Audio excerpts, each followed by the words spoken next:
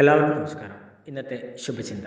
കഴുകന്മാർ എത്ര ഉയരത്തിൽ മേഘങ്ങൾക്ക് മുകളിൽ പറക്കാൻ കഴിവുള്ളവർ ആണെങ്കിലും സ്വന്തം വിശപ്പ് അകറ്റാൻ ഭൂമിയിലേക്ക് തന്നെ മടങ്ങി വരും.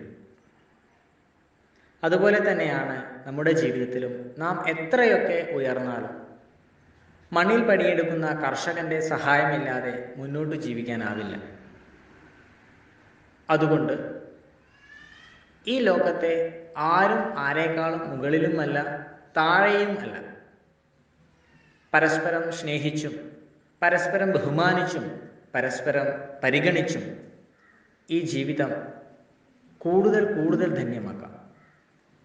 മനുഷ്യൻ ഒരു സമൂഹജീവിയാണെന്ന് തിരിച്ചറിയുക.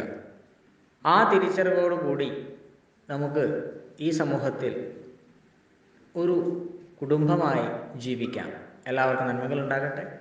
എല്ലാവർക്കും ജീവിത വിജയം ഉണ്ടാകട്ടെ. നന്ദി, നമസ്കാരം.